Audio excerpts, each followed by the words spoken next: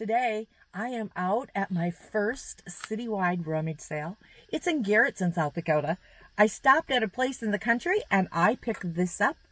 Actually, a Danish mid-century modern candlestick holder. I bought 2 of them and they were $10, but I quickly looked up online and I think they're going to sell pretty well. So come on, let's see what else I can find. Hi everyone. I am happy to say that garage sale season has started here in South Dakota. 3 days ago, believe it or not, it was 90 degrees here. Now this weekend wasn't so great. The winds are howling. We have had off and on rain, but I was able to go on Friday to the Garrettson, South Dakota citywide rummage sales.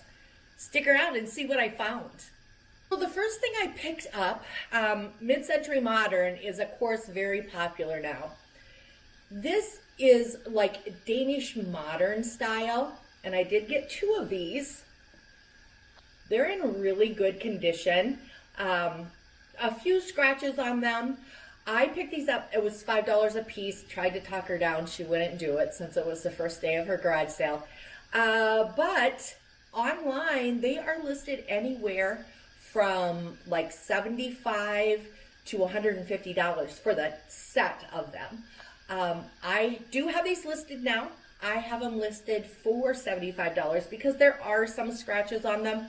But even with shipping included, I should make a profit of around $50.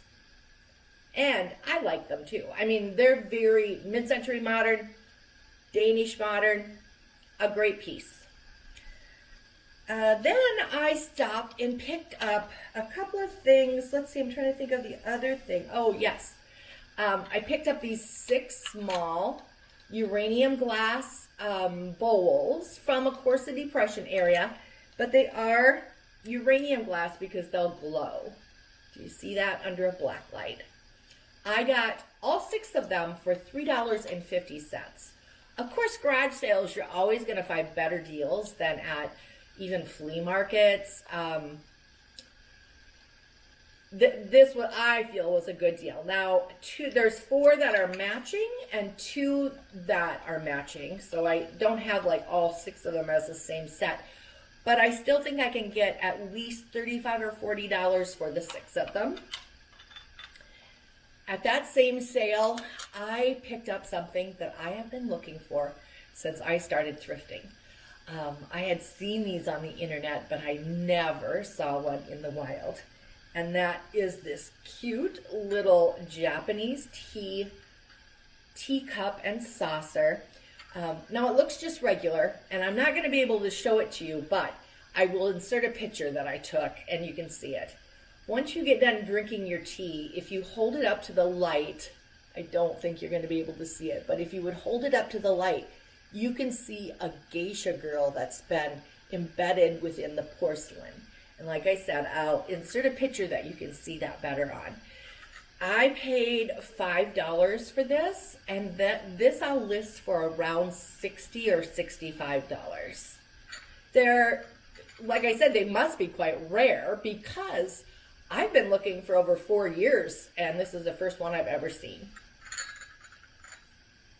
Next, let's see. Oh, I stopped at a church rummage sale, and I'm not going to open this box, but I'll put a picture of what this looks like.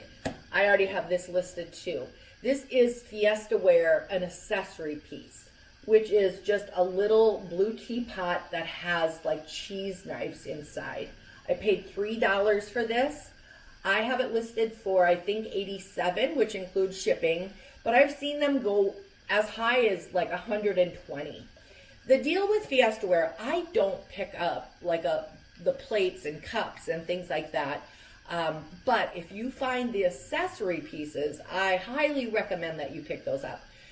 This one happens to be discontinued, so you can't even buy it anymore, and that's why it's going to go for a little bit more money. The Historical Society there was having it was kind of like a donation thing, so you just donated. And I went and picked a few things up at that spot too. The first one being, oh gosh, this is cool. And I'm gonna put some pictures in of this too because it's so small. It is a Chinese snuff bottle. Now, I am not sure how old this is. It does have the Chinese marking on the bottom. I saw one online. In fact, I've seen a couple of them online, and they say from anywhere from, you know, the late 1800s to current day. So I'm not sure. But this one even has the little snuff spoon on it. I am a member of a group on Facebook that you can post Chinese things on, and people will help you date them. So I'm hoping to hear back to see how old this actually is. I donated $5 for this. Not sure what I'm going to list it for until I hear back, you know, like what the age is or what they suggest I list it for. At the same place, I bought this. It is so cool. And I had to work hard to get it working. The battery compartment had corroded quite a bit, so I had to really clean it up and wasn't sure if I was going to get it working. I'm going to stick a video in on it working, but I'll kind of try to show you here. But it is from in the 1970s. Some of the internet sites say it's like the first step towards computers, of course made in Japan, but it is like an electronic Rolodex. So you just push it, and then it brings you to the address card that you need. So I push T, and then it rolls around, but I'll show you a closer video of this too.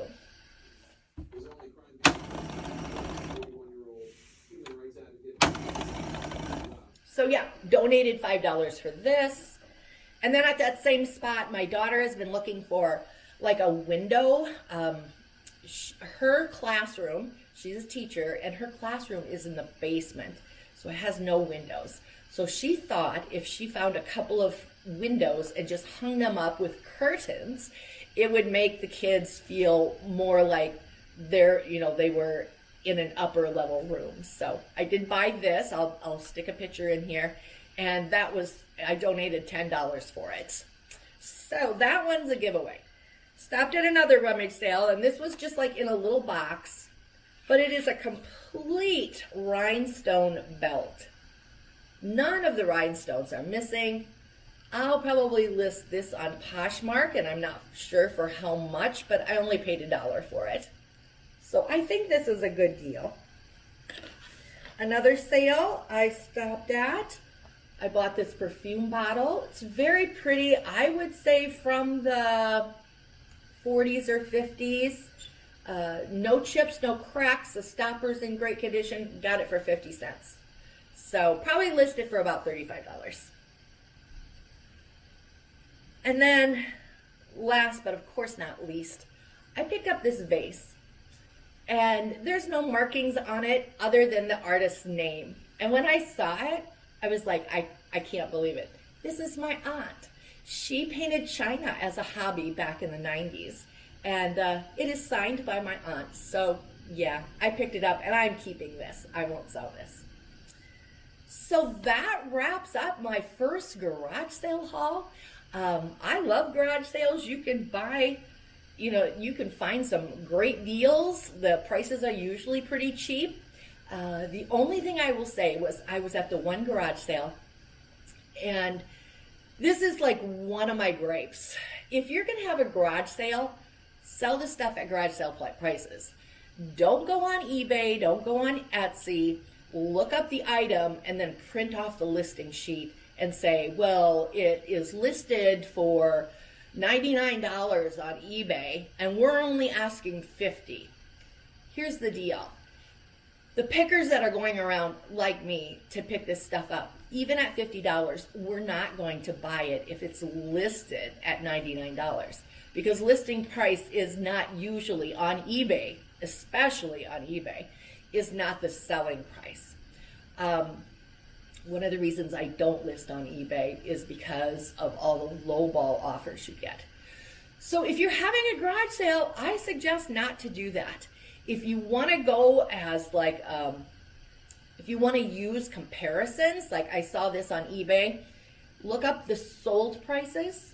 Can't always find them. I mean, that is one of the problems, is that you'll see that an offer was taken, so you don't really know how much it went for.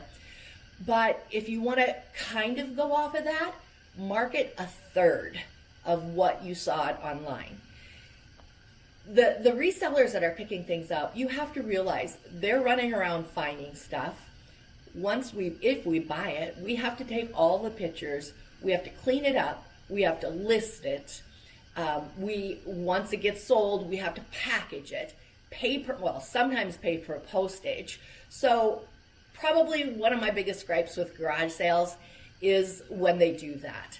So yeah, there were a lot of things I would have, probably bought at that garage sale, but not for the prices they were asking.